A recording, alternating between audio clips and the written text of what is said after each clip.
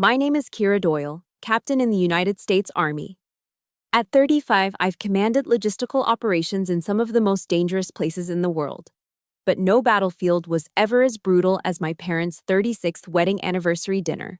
The clinking of glasses and the sound of laughter died as my father stood up, his voice cutting through the noise. "We wish your sister was our only child," he said, his eyes locked on mine. The room fell silent. My sister smirked, a triumphant little smile that was sharper than his words. Everyone, my cousins, my aunts, my uncles.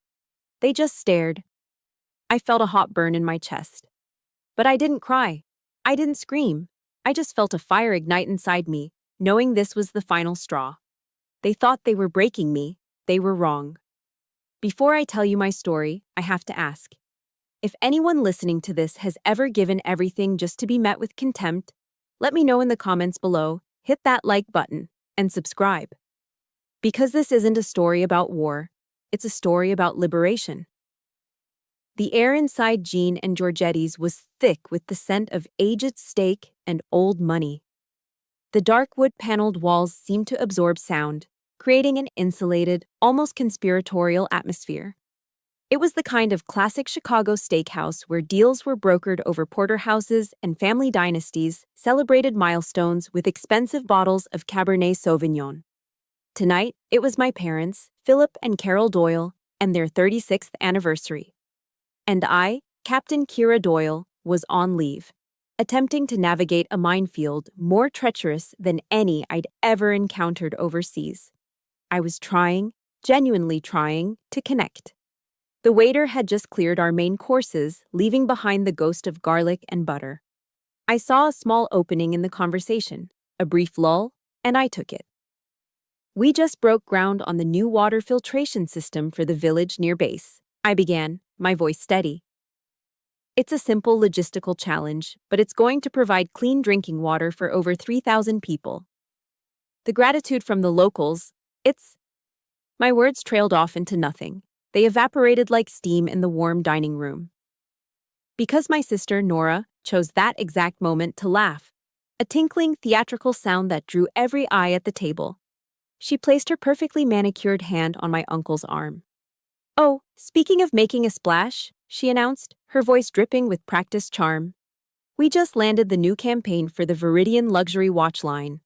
Their tagline is, 'Elegance is timeless.' Isn't that just perfect?" Instantly, the table erupted. Questions flew at her from all directions. "Nora, that's incredible. How did you swing that? Viridian?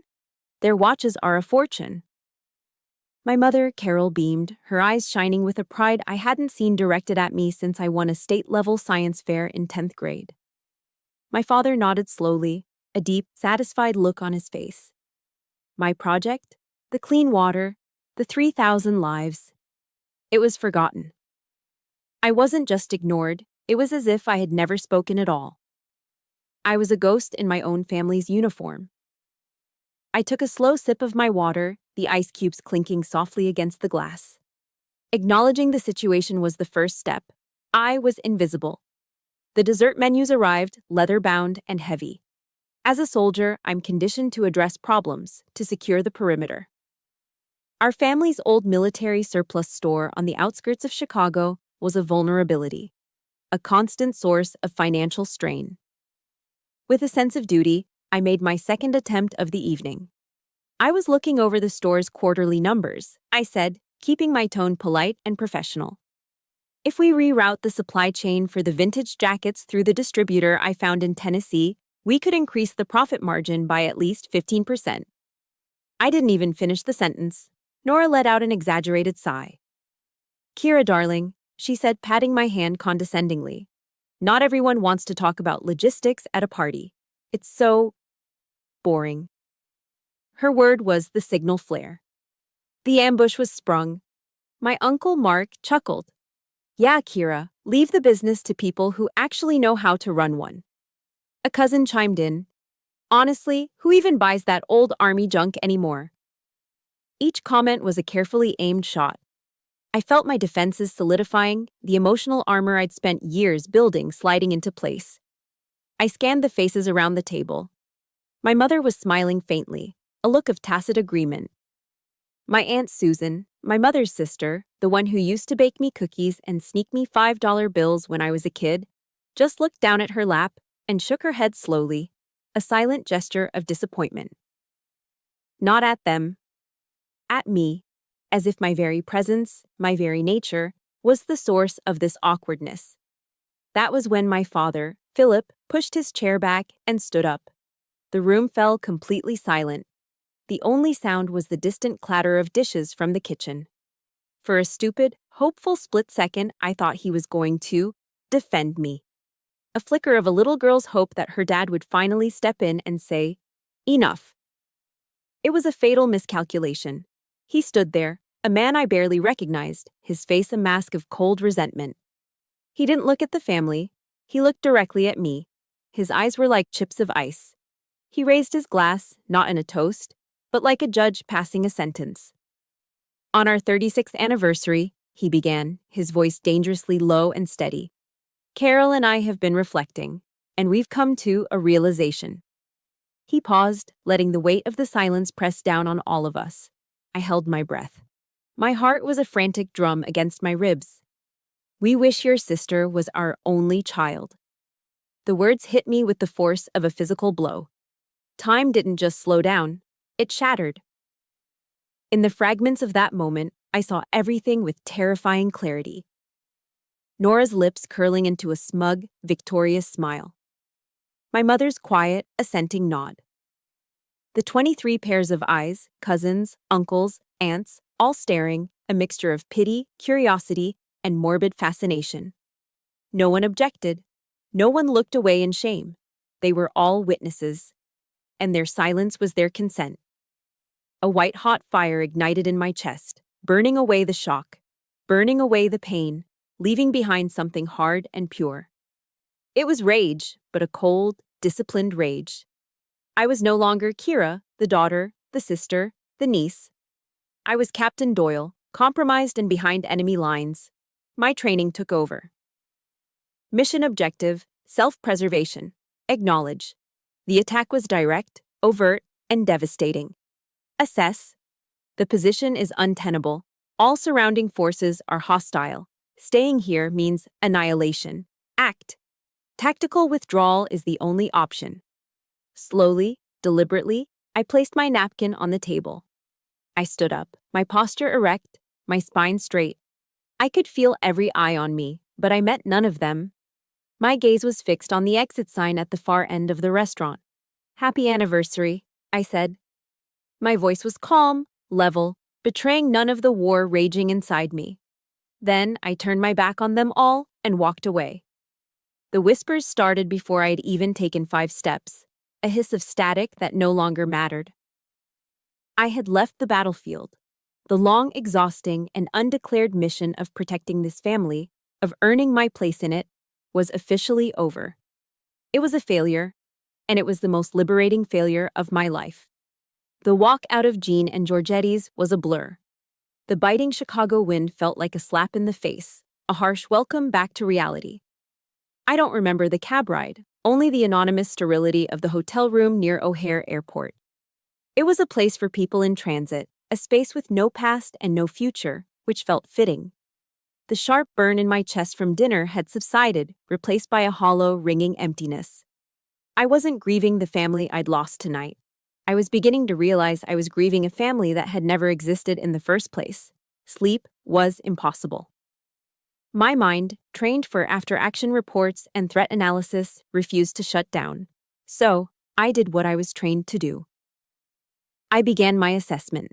I pulled my rugged military-grade laptop from my duffel bag and connected the external hard drive, a silver rectangle containing 20 years of digitized family history. I wasn't looking for comfort. I was looking for evidence. Folder by folder, year by year, I clicked through the archives of my own life, and a disturbing pattern began to emerge. It was subtle at first, then undeniable. Christmas, 1998. Nora is front and center, holding up a doll, her smile radiant, capturing all the light in the room. I'm in the background, slightly out of focus, clearing wrapping paper from the floor. Nora's high school graduation, 2008.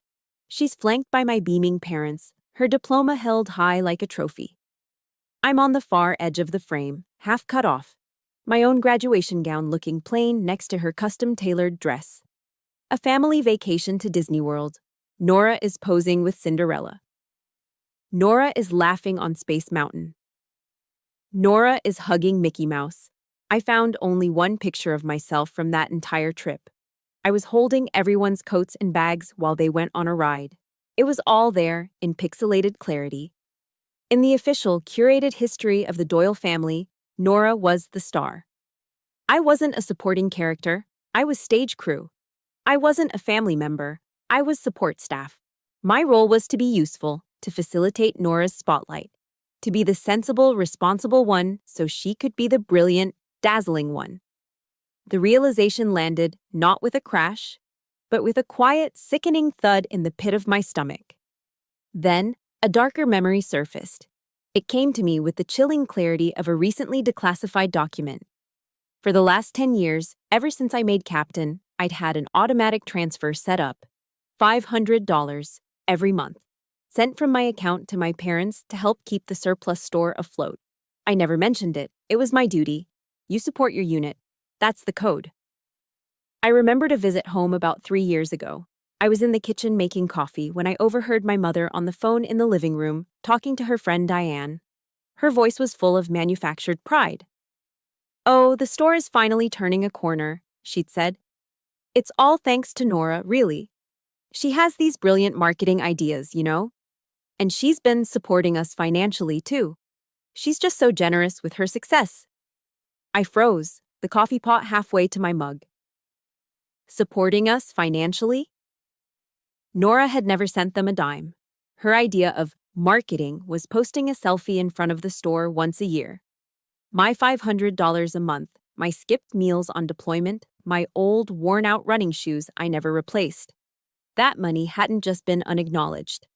It had been stolen. The credit for my sacrifice had been transferred to Nora's ledger. My history hadn't just been ignored, it had been actively rewritten, my contribution erased and replaced with her name. My mind, now in full investigative mode, dredged up another piece of evidence. Christmas, when I was 16. I had worked a grueling part-time job at a hardware store all year, saving every dollar I could. My dad had been eyeing a specific model of a Bulova watch for months, talking about it constantly. It was classic, military style, perfect for him.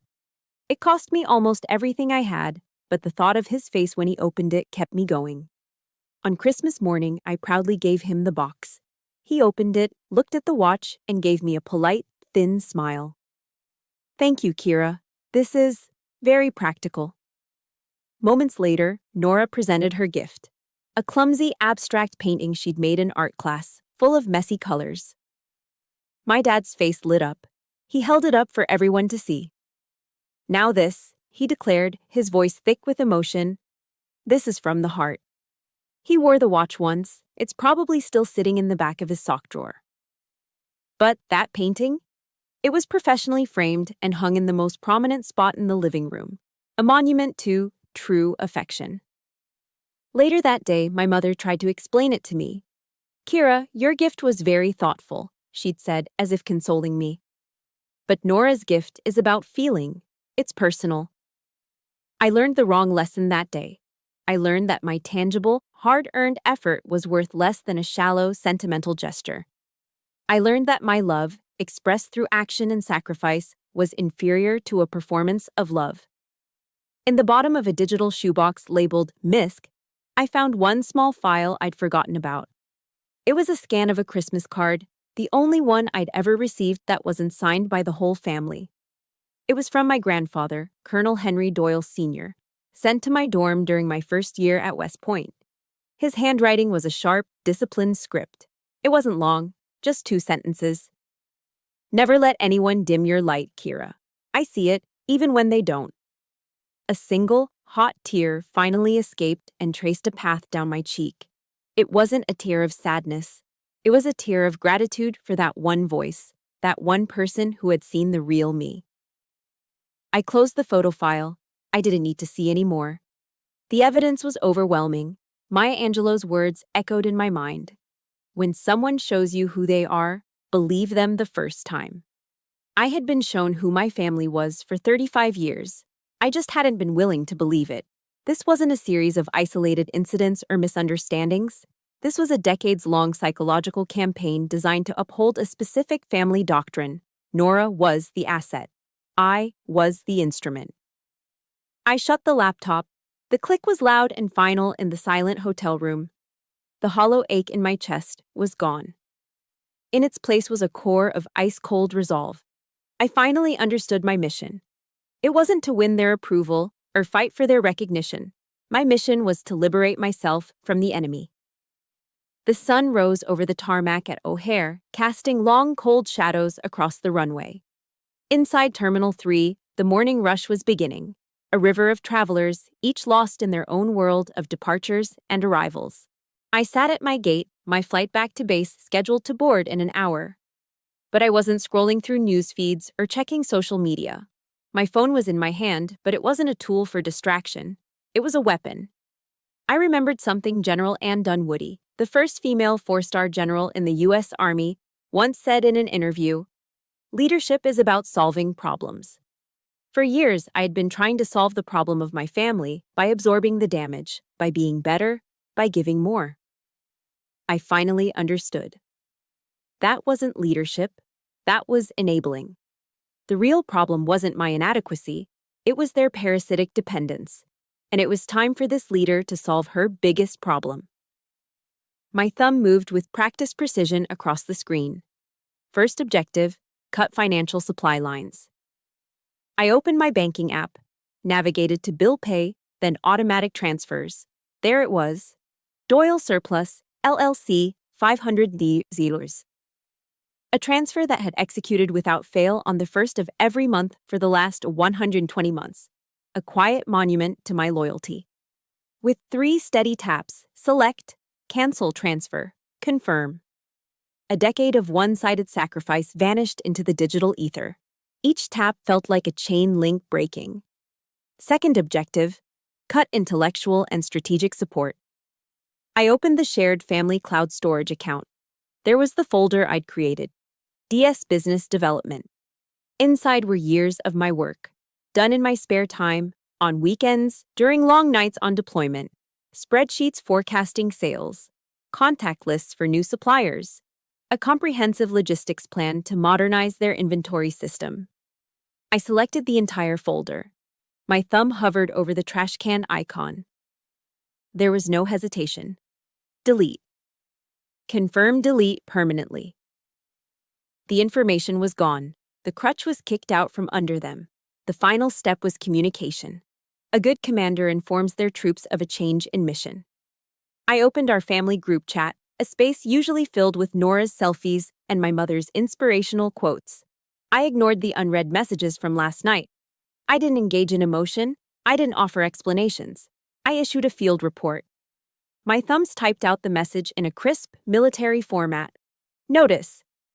Effective 800 hours today, all financial and consultative support for Doyle's Surplus is terminated. Over and out. I hit send. Then, without reading any replies, I went into the group settings and muted all notifications. Permanently. I knew a storm was coming, but by the time it made landfall, I'd be at 30,000 feet, flying high above the turbulence. The flight was smooth. For the first time in as long as I could remember, I didn't spend the time worrying about my family. I didn't draft emails or crunch numbers for their store. I read a book. I watched the clouds drift by. I felt light. When I landed and switched my phone off airplane mode, the predictable chaos erupted. A barrage of notifications flooded my screen. 19 missed calls, 37 text messages. I let them sit for a moment, observing the enemy's frantic response from a safe distance. I opened my voicemail first. My father's voice was a low growl, distorted by rage. "What in the hell do you think you're doing? You call me back right now, Kira. You hear me? Right now." Delete. Next, a tearful pleading message from my mother. "Kira, honey, please, what have we done? You have to understand, your father was just upset.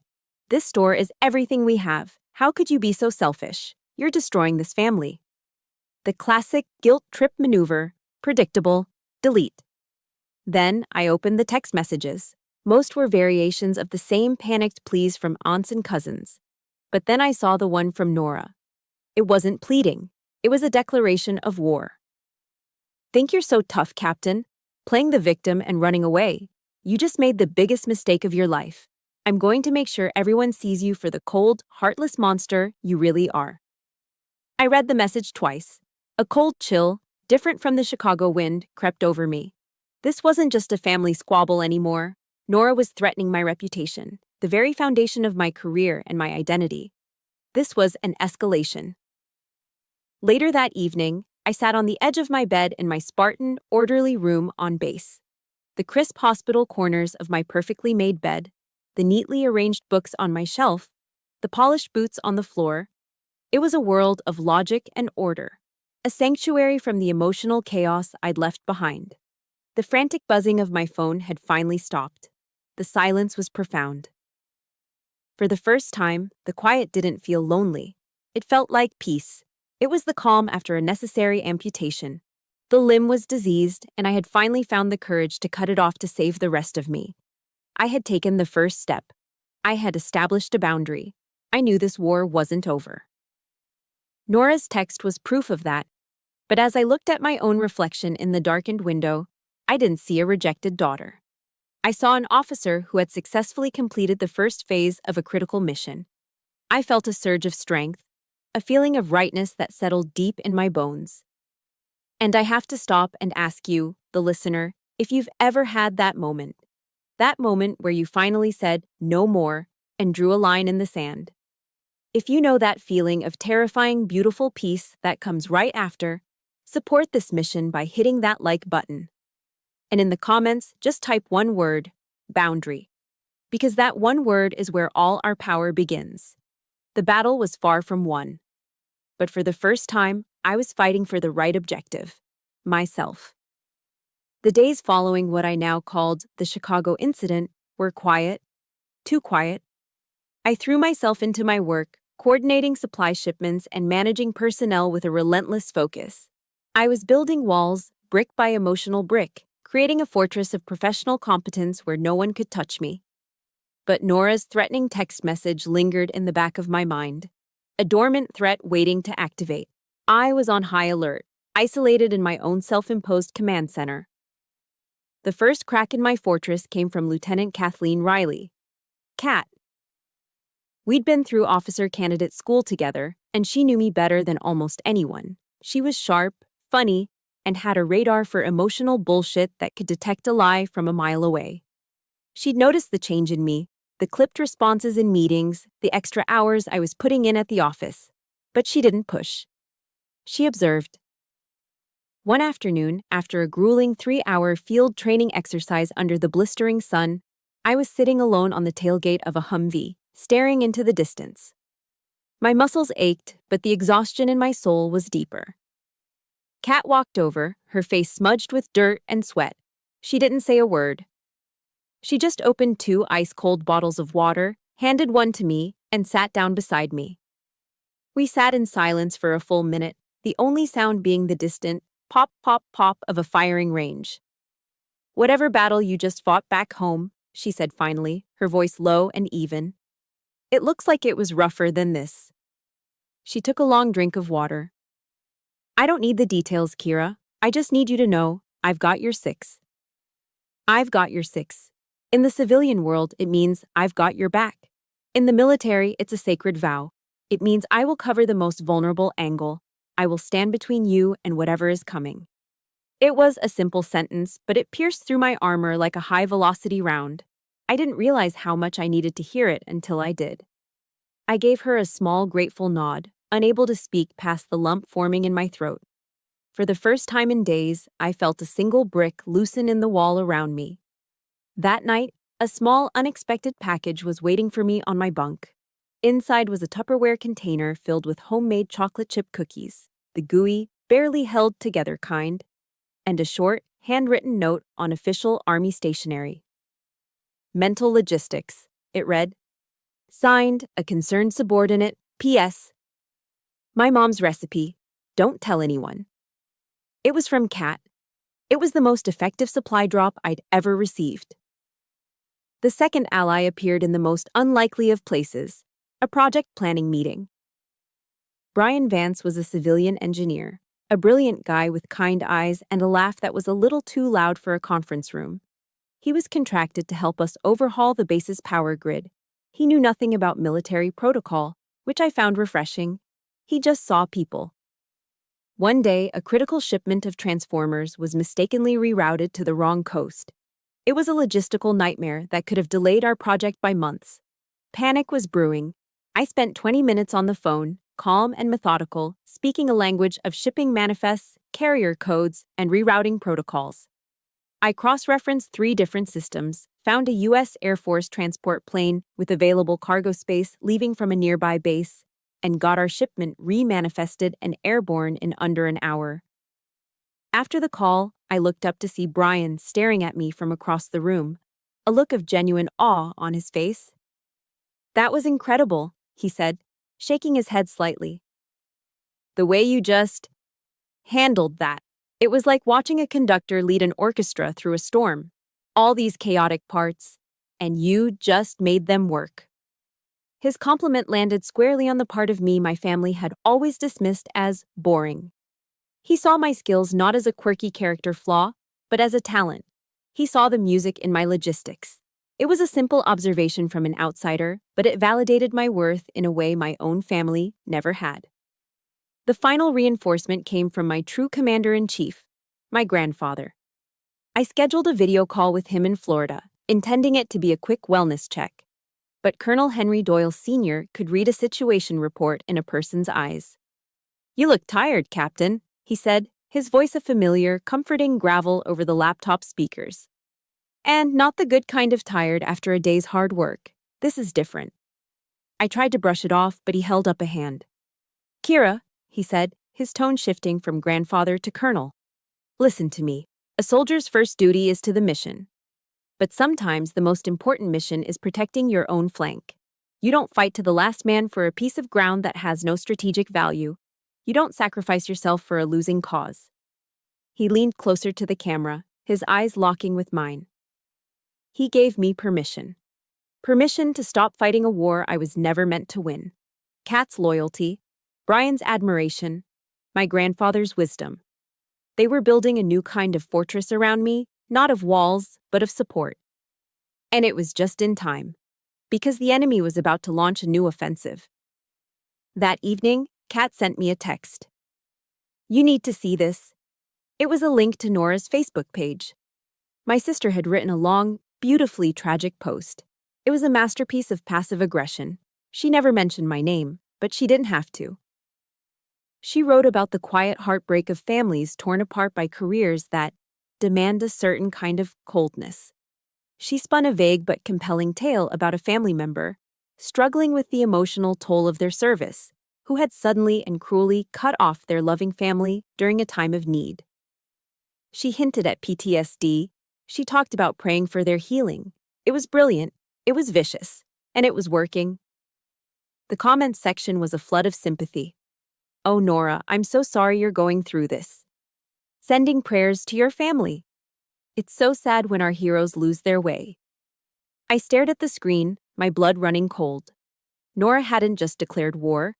She had taken the battlefield public. She was using my uniform, my service, my very identity as a weapon against me. The warmth I had felt from my new allies was still there, but now it was fueling a different kind of fire. Silence was no longer a strategy. It was surrender. I needed a counter-offensive. Nora's first Facebook post was just the opening salvo. I had foolishly hoped it would end there, a single, venomous outburst. I was wrong. My sister, the PR director, was launching a full-scale psychological warfare campaign, and I was target number 1. The posts that followed were insidious, a slow drip of disinformation designed to poison any goodwill I'd ever earned. A few days after the first post, a picture appeared. It was an old family photo from a Thanksgiving years ago. Everyone was smiling, gathered around a perfectly roasted turkey. The caption read, Throwback to when we were all whole. Cherish these moments, you never know when they'll be your last. Family, over everything. It was just vague enough to be deniable, but its meaning was crystal clear. Then came the articles. Nora started sharing links from reputable sources, Psychology Today, the Veterans Affairs website, about the hidden struggles of military personnel. The invisible wounds, understanding PTSD in our veterans. How service can create emotional distance. She would add a simple, heartfelt comment like, "So important to support our troops, not just on the battlefield, but when they come home too." She was building a narrative, brick by insidious brick. Kira isn't cruel, she's damaged. She isn't a monster, she's a victim of her own profession. It was a strategy designed to make her look compassionate while painting me as unstable and mentally compromised. The poison began to seep into the soil of my life. The comments section on her posts became a public tribunal where I was being tried in absentia. Old family friends, people who had known me since I was a child, chimed in. "My heart breaks for the Doyle family," one wrote. Another added, "Poor Nora, having to be the strong one and carry it all." I was no longer Kira Doyle. I was a cautionary tale, a faceless soldier who had lost her humanity somewhere overseas. My uniform, the symbol of my dedication and honor, was being twisted into a shroud. My service, the thing I was most proud of, was being used as evidence of my brokenness.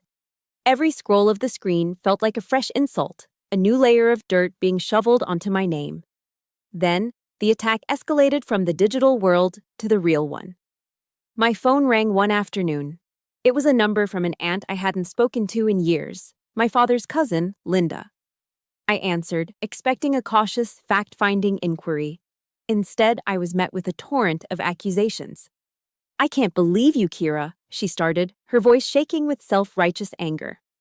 "After everything your parents have done for you, to just abandon them, to abandon Nora when she's clearly trying so hard to hold everything together, that uniform has turned you into an ungrateful, heartless monster." I stood there, speechless, listening to this woman who knew nothing about the truth passed judgment on me. I didn't defend myself. I didn't argue. I just said, "Thank you for your call, Linda," and hung up. That night, I learned that my parents had become active combatants in Nora's war. They weren't posting online. It wasn't their style. Their method was more traditional, more intimate. They were on the phone, calling every relative and family friend in their address book. They weren't angry. They were heartbroken. They painted a tragic picture of a daughter who, poisoned by her success and a cold military career, had turned her back on the family that loved her. They were perfecting the art of playing the victim. The pressure began to mount. As an officer, integrity is everything. Your reputation is your currency. Even a baseless accusation can leave a permanent stain. I felt the walls closing in, the weight of their collective narrative pressing down on me. I was being buried alive under an avalanche of lies. That night, sleep was a foreign country I couldn't visit. I paced the floor of my small room, the path from my bed to my window becoming a well-worn track of anxiety. My mind raced through counteroffensives. I could fight fire with fire. I could post my own story. I could upload screenshots of the bank transfers, expose every lie, detail every injustice. But the moment I imagined doing it, a wave of disgust washed over me. That was Nora's game. A messy public war of words, played out for an audience of strangers. It was a battle fought in the mud, and even if I won, I'd still be covered in it. Sun Tzu's words from The Art of War, a book we studied religiously at West Point, echoed in my head. Know your enemy and know yourself, and you will not be imperiled in 100 battles. I knew Nora. Her entire existence was fueled by public perception and drama. The social media battlefield was her home turf. Fighting her there would be playing right into her hands. But I also knew myself. I'm a strategist. I'm disciplined. My strength lies in logic, in facts, in executing a plan with precision. I wouldn't engage in her skirmish. I would redefine the entire theater of war. I needed to bypass her front lines and strike directly at the enemy's command and control center. I needed an action so decisive, so irrefutable, that it would render her entire social media campaign irrelevant. I needed a weapon with more firepower than a Facebook post. I stopped pacing. A sudden, chilling calm settled over me. I knew what I had to do. I picked up my phone, my fingers steady. I didn't open Facebook. I didn't open my text messages. I opened a flight booking app. My thumbs moved quickly. Departure: Fayetteville, NC. Arrival: Tampa, Florida. The mission parameters were clear. It was time to report to my commanding officer. It was time to present the facts to Colonel Henry Doyle. I was in the back of an Uber, heading towards the airport, watching the gray landscape of Fayetteville blur past my window. My duffel bag was on the seat beside me. My flight confirmation was on my phone. My objective was clear. I was focused, running through the talking points for my meeting with my grandfather like a pre-mission brief. That's when my phone buzzed, a jarring intrusion into my strategic calm. It wasn't a text. It was an incoming group video call. The screen showed 3 names: Mom, Dad, Nora. My first instinct, the old instinct, was to decline, to avoid. But a memory surfaced, the voice of a drill sergeant from my basic training days. When you're in an ambush, you don't stand still. You don't hide, you move, you counterattack, and you create your own exit. This was an ambush, and I was done hiding. I took a deep breath, straightened my back, and pressed the green button. Their faces flickered onto my screen, a miserable triptych of anger and exhaustion. They looked like they'd been up all night, plotting. They thought their smear campaign, their coordinated phone calls, had been enough to soften the target. They thought I was calling to surrender. My mother started, her voice a practiced, theatrical sob. "Kira? Oh, thank God. Kira, how could you do this to us, to this family? Everyone is saying such terrible things about us." I didn't let her seize the narrative. I didn't let her play the victim. I launched my counterattack immediately, my voice as cold and hard as polished steel. "Terrible things?" I asked, my eyes fixed on her through the small screen. "Let's define terrible things, shall we? Would that include a father announcing to a room full of people that he wishes his own daughter had never been born?" My father flinched, his eyes widening in shock. I didn't stop. My gaze shifted to my mother. Or perhaps a mother who stands by and silently agrees with him. Her fake tears stopped instantly. Her mouth opened, but no words came out. Or maybe, I continued, my eyes finally locking on Nora, a sister who systematically steals the credit for her older sister's financial sacrifices to make herself look good. Are those the kind of terrible things you mean, Mom? Silence. A thick, stunned silence filled the car. For the first time in their lives, they were being confronted with the unvarnished, ugly truth of their own actions. There was no emotional camouflage to hide behind, no room to deflect or deny. I had just laid the facts out on the table, like crime scene photos. Nora recovered first, her default defense mechanism kicking in. She sneered, her face twisting with rage. "You're just jealous. You've always been jealous of me." I almost laughed. The accusation was so predictable, so pathetically small. I looked straight at her, my voice dropping to a low, analytical tone, as if I were evaluating a failed piece of equipment. "Jealous? I think I used to be. I was jealous of the attention you got so easily.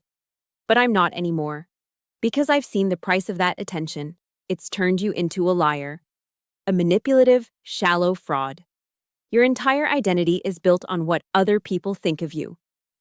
I paused, letting the words sink in. Then I addressed all 3 of them.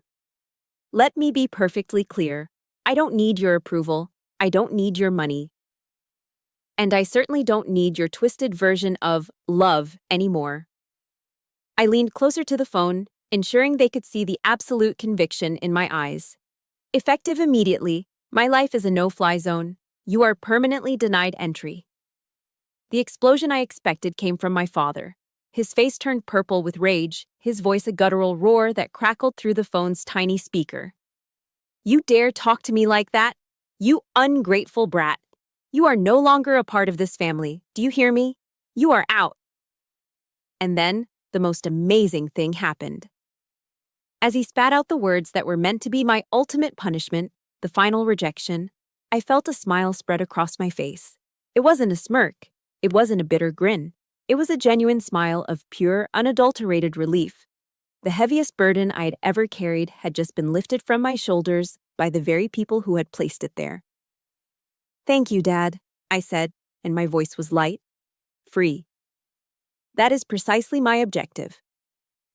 I didn't wait for a response. I didn't give them the satisfaction of a final word. My thumb moved to the red button on the screen, and I ended the call. The silence that followed was the most profound I had ever known. It was the silence of a battlefield after the war has finally ended. One by one, I completed the mission.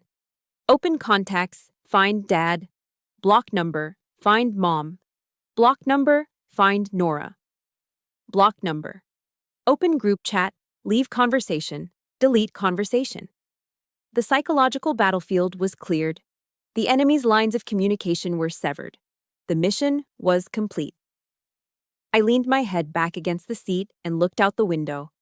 The sky was a brilliant, clear blue. I was moving forward.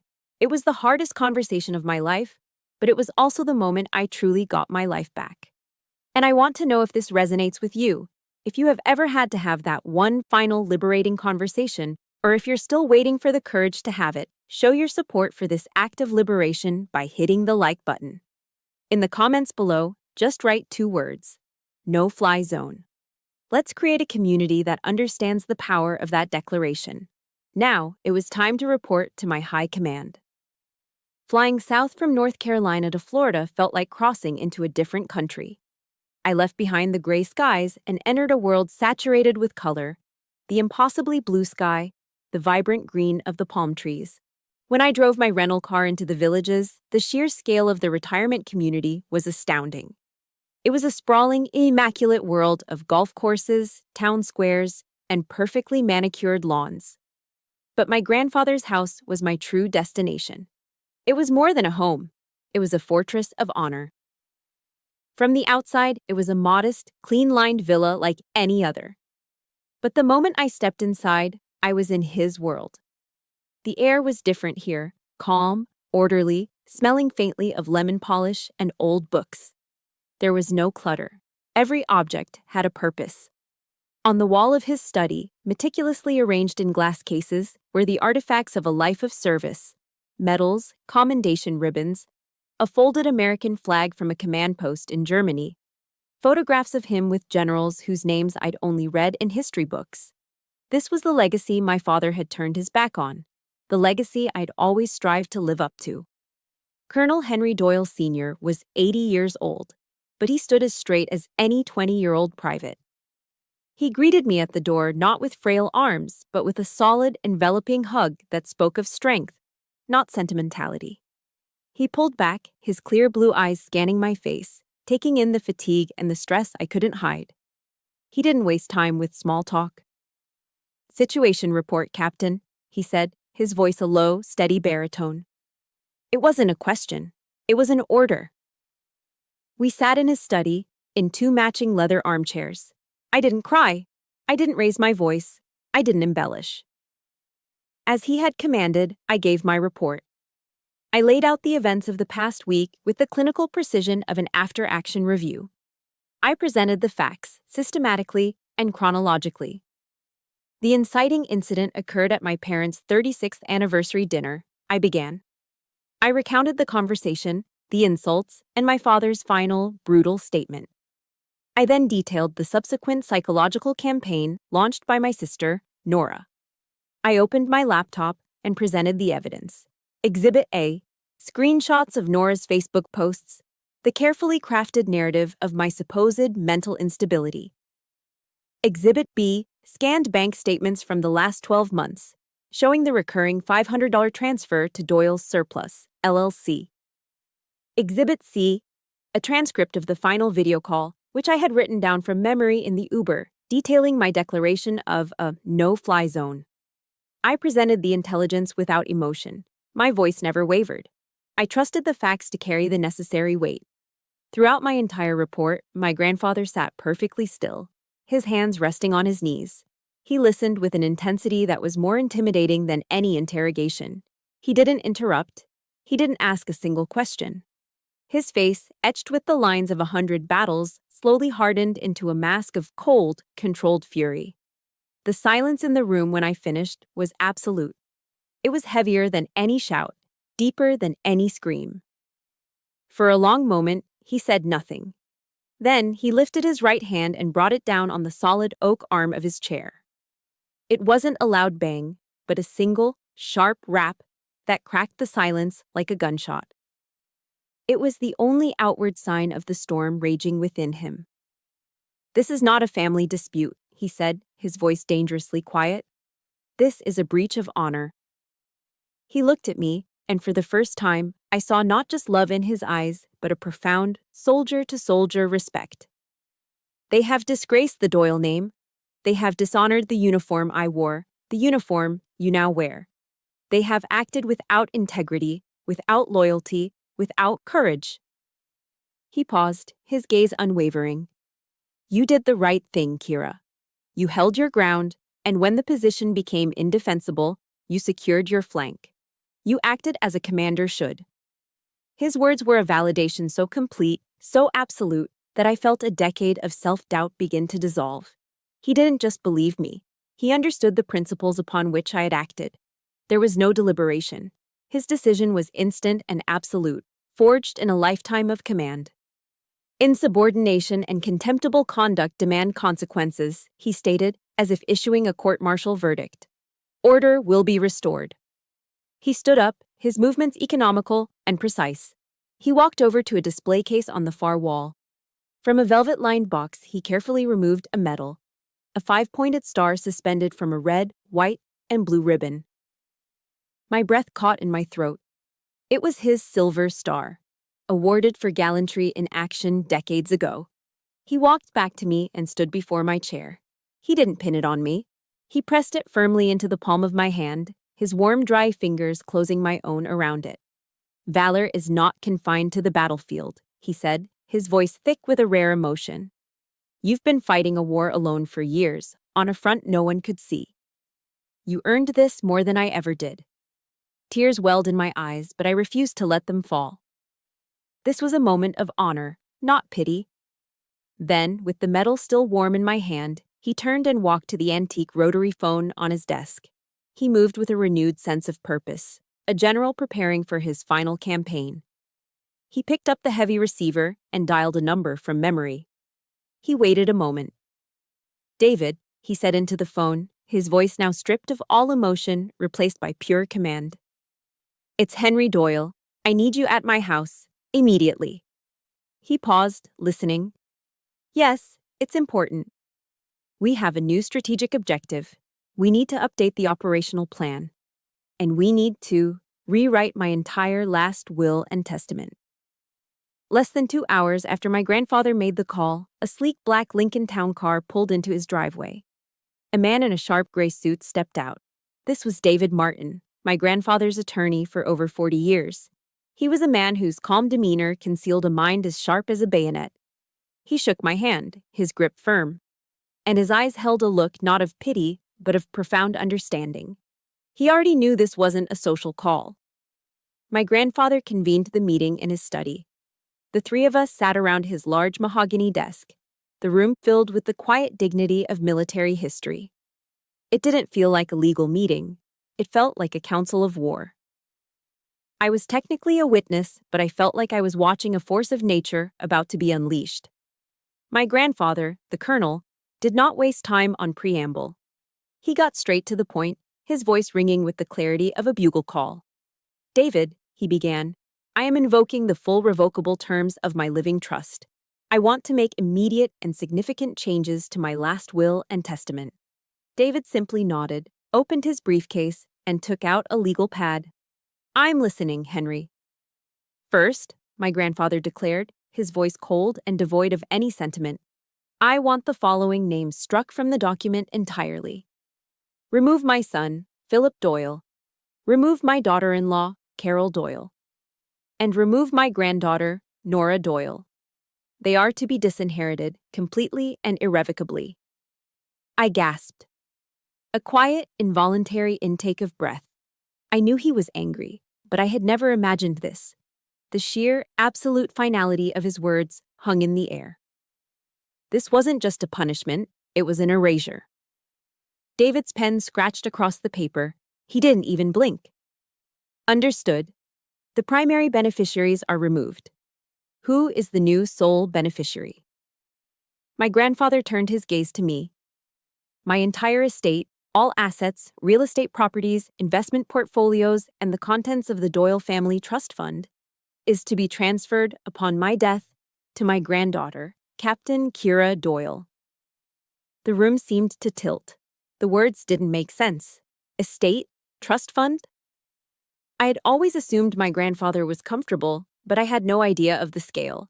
My head was spinning. This wasn't what I had come here for.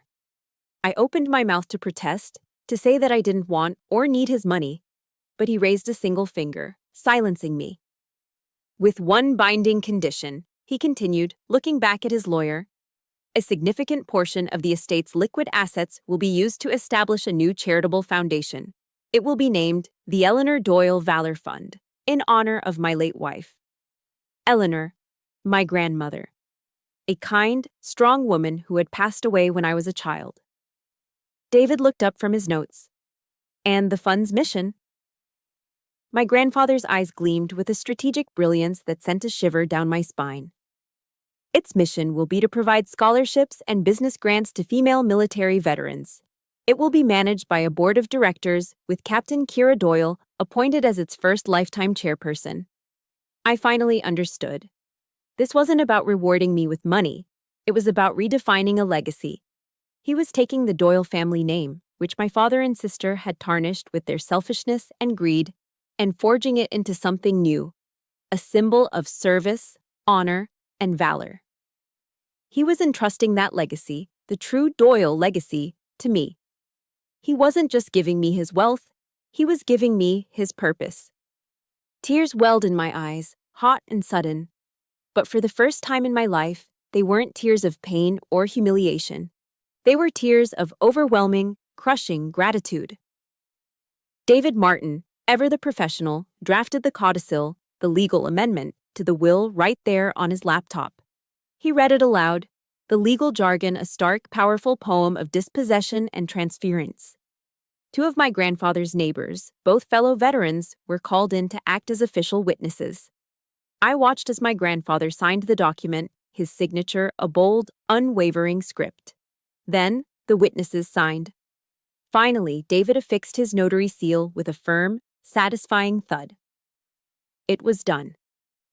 The entire dynastic and financial structure of my family had been dismantled and rebuilt in under an hour. After the witnesses and David had left, my grandfather stood by the window, looking out at the setting Florida sun. General Patton had a saying, he said quietly. A good plan, violently executed now, is better than a perfect plan next week. He turned to me, a sly, tactical glint in his eye. Now for the execution. A victory is meaningless if the enemy doesn't know they've been defeated. He walked to his phone, but he didn't call my father. He dialed the number of a distant cousin in Chicago, a woman known throughout the family for her inability to keep a secret. He put the call on speakerphone. Hello, Margaret. It's your cousin Henry down in Florida, he began, his voice warm and folksy. He made small talk for a minute, asking about her children, her health. Then he delivered the payload. Listen, the reason I'm calling, he said, injecting a note of feigned reluctance into his voice, is that my lawyer was just here and we've made some rather significant changes to my will. I've decided to make my granddaughter Kira my sole heir and the head of a new veterans charity I'm setting up. I know this might cause a bit of a stir with Philip's side of the family, so I thought it was only right you hear it from me first. He let the information hang in the air, a perfectly deployed piece of ordnance. I could almost hear Margaret's mind racing, her gossip-loving heart beating faster. She stammered something about being shocked, but understanding. Thank you, Margaret, my grandfather said smoothly. I knew I could count on you to be discreet. He hung up the phone and looked at me, a slow, satisfied smile spreading across his face. Operation Thunderbolt is a go, he announced. The bomb has been dropped. Now, we wait for the shockwave to hit Chicago. My grandfather and I didn't have to wait long for the shockwave. The news of the revised will, delivered so strategically by Cousin Margaret, ripped through the family grapevine like a wildfire. I didn't seek out the information. It found me. It came not as a direct assault, but as scattered pieces of intelligence from neutral territories, a text from a well-meaning cousin, an email from an old family friend. From my quiet outpost in Florida, I watched the fallout in Chicago unfold like a battle damage assessment report. The first casualty was the store. Doyle's surplus. It had been the crumbling symbol of my family's pride for 2 generations. As it turned out, its foundation wasn't built on nostalgia. It was built on credit. The store's suppliers and the bank holding its business loan had been patient for years, operating under the quiet assumption of my grandfather's eventual and substantial inheritance. The moment the word got out that Philip Doyle was no longer the heir, that patience evaporated. The creditors called in their debts, all at once. Without my monthly financial support, without my logistical plans, and without the safety net of my grandfather's fortune, my parents were exposed. They couldn't pay.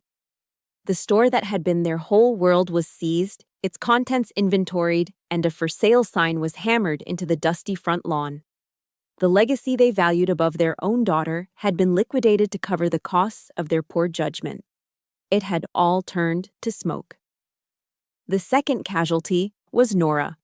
Her entire career, her entire social standing, was built on a carefully constructed facade of effortless success and familial devotion.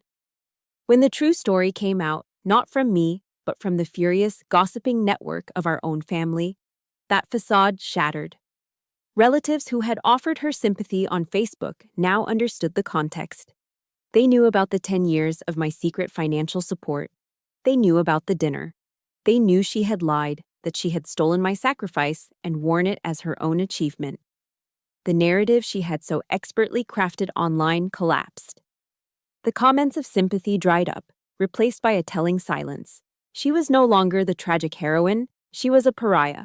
A few of her key clients in the PR world, businesses that lived and died by their public image, quietly terminated their contracts.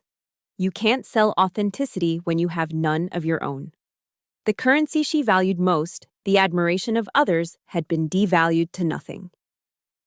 I received one final communication from each of them. A week after the news broke, an email from Nora appeared in my inbox. My finger hovered over the delete button, but I decided to open it. It wasn't threatening. It wasn't angry. It was, in its own way, far more pathetic. Kira, it began, I know things are complicated, but you have everything now. Grandpa's money, his approval, it's more than anyone needs. Can't you just share a little of it to help us get back on our feet? We're still family, after all. I read the words, and I felt nothing. No anger, no pity, just a profound sense of distance. She still didn't get it. She never would. She thought the issue was about the distribution of money, not the bankruptcy of her character.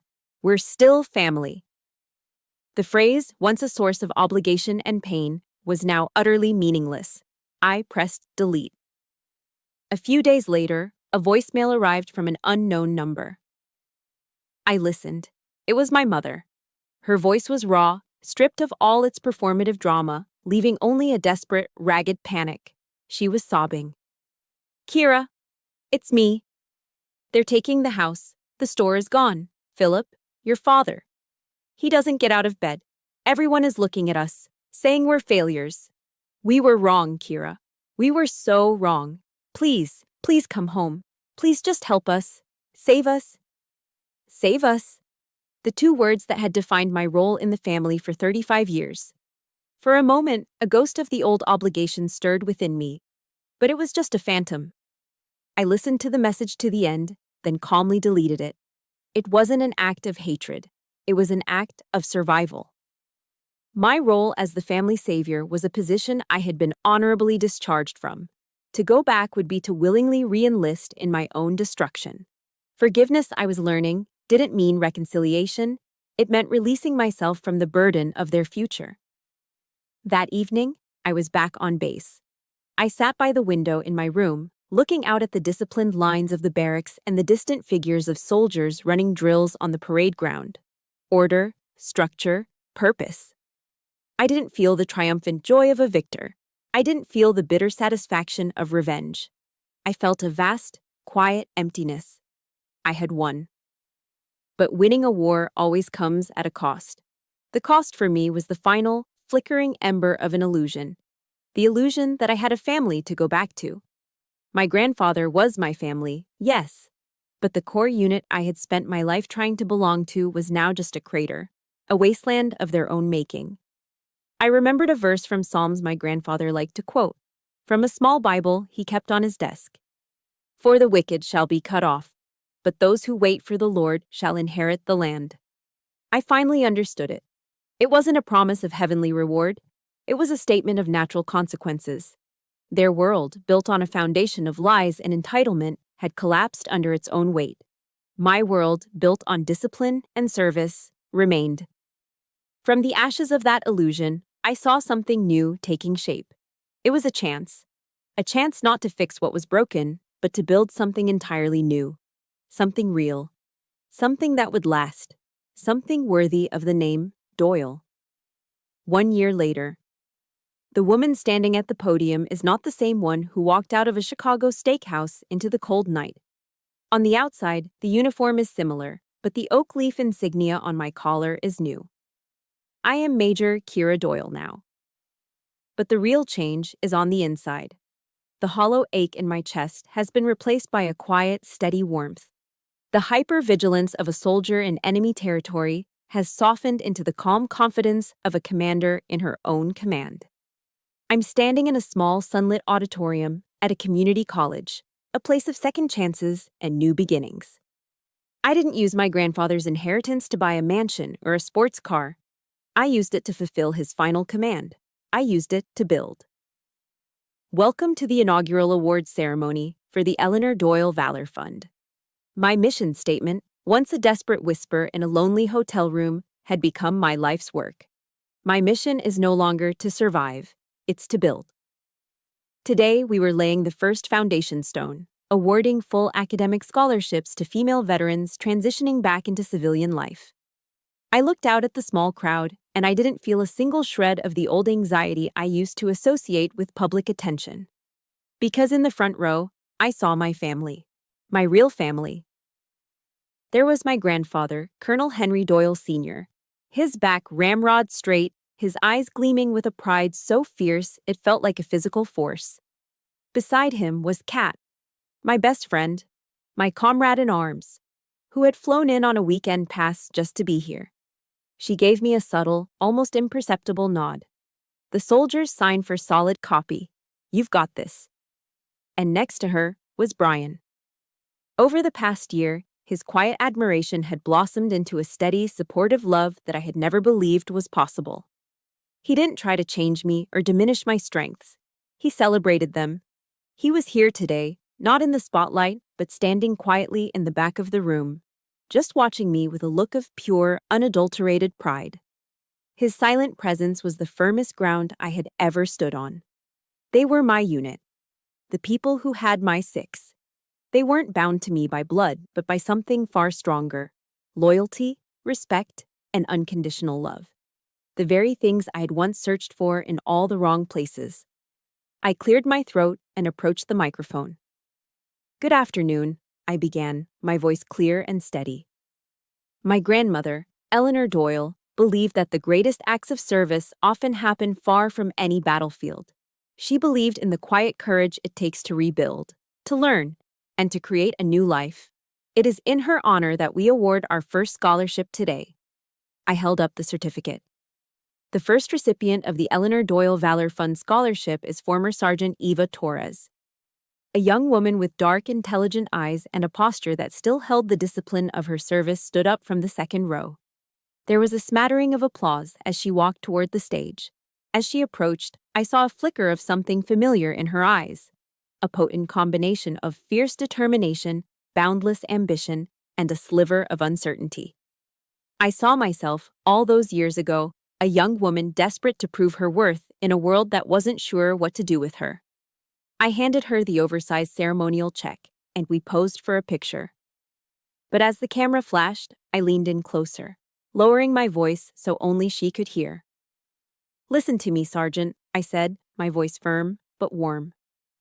"There will be people who will try to tell you that you are not smart enough, not strong enough, not good enough. They will try to dim your light." I held her gaze, pouring every ounce of my own hard-won conviction into my words. "Never let them. Your new mission is to build the future you deserve." She looked at me, a flash of sudden, profound understanding in her eyes. She nodded, her handshake firming with a new resolve. "Yes, ma'am," she whispered. "Hooah." As she walked off the stage, I knew I hadn't just given her a scholarship. I had given her the validation I had needed so desperately myself. I had passed on the torch that my grandfather had so carefully guarded for me. The circle was complete. The ceremony concluded a few minutes later. As the attendees began to mingle, I remained on the stage, looking out at the three people who mattered most. My grandfather, my best friend, the man I loved, my chosen family. The war was over. The mission of liberation was complete. I was no longer a soldier fighting for survival in a toxic family dynamic. I was the commander of my own life. I was a builder, an architect of a new legacy. Late afternoon sunlight streamed through the large auditorium window, illuminating the dust motes dancing in the air like tiny golden sparks. The light fell across my face, warm and bright. It wasn't the fading glow of a sunset on a finished battle. It was the clear, brilliant light of a new dawn. And my legacy was just beginning. That sunlight on my face wasn't an ending. It was the beginning. My mission shifted from surviving to building, and that is the greatest liberation of all. For everyone listening who is still in the trenches of your own quiet war, please know that you are seen, and you are not alone. If this story gave you a piece of strength to start building your own new dawn, please support our mission here by subscribing and liking this video. And in the comments, I'd be honored if you would share just one thing you are looking forward to building in your own life.